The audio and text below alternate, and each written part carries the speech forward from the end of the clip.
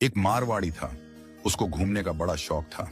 अब वो घूमते घूमते एक ऐसे राज्य में चला गया जहां पर क्या था, हर 5 साल में राजा चुना जाता था, पर चुनाव का तरीका अनोखा था। एक हाथी आता, सूंड में माला लेकर, और सबके बीच घूमता था। जिसके गले में वो माला डाल देता, वही राजा बनता था। अब क्या हुआ, हाथी आया माला लेकर, थोड़ी देर इधर उधर देखा और जाकर माला इस मारवाड़ी के गले में डाल दी। मारवाड़ी हैरान, अरे भाई, मैं तो घूमने वाला आदमी हूं, ये कहां फंसा दिया। खैर, उसे राजा बना दिया गया, सिंहासन पर बिठाया गया। राजपुरोहित आया, तिलक करते हुए शर्तें सुनाने लगा।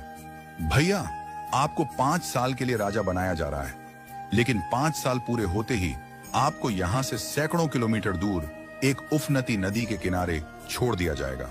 उस नदी में घड़ियाल हैं, मगरमच्छ हैं, जिनकी वजह से आप नदी पार नहीं कर सकते।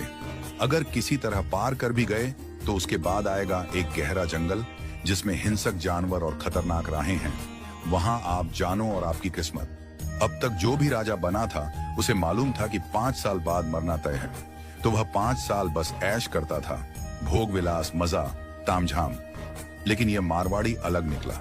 उसने सोचना शुरू किया, अब मुझे 5 साल बाद क्या करना है। राज्य की जो भी आमदनी आती थी, उसमें से 51% जनता की भलाई में लगाने लगा, और बचे हुए 49% से उसने अपने आगे की प्लानिंग की। पहले साल उसने नदी पर एक पुल बनवाया, दूसरे साल उस पार के जंगल को साफ करवाया, खेती के लायक जमीन बनवाई, तीसरे साल वहां सड़कें बनवाई, लोग वहां बसने लगे, गांव और मोहल्ले बनने लगे। चौथे साल एक छोटा सा महल बनवाया, जहां वह आगे जाकर रह सके। 5वें साल अपने जीवन भर का खर्च, जरूरी चीजें, अनाज, सब कुछ वहां स्टोर करवा दिया। अब 5 साल पूरे हो गए।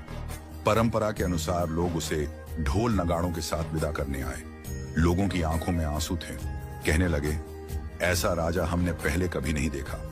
वो राजा था मारवाड़ी, शांत मुस्कान के साथ सबको प्रणाम किया और उस पुल पर चढ़ गया जो उसने खुद बनवाया था। लोग अवाक रह गए। हजारों राजा आए गए, मारे गए, लेकिन ये पहला राजा था जो भवसागर को पार कर गया। कथा का संदेश, हम सभी इस धरती पर सीमित समय के लिए आए हैं। ये जीवन 5 सालों की तरह है।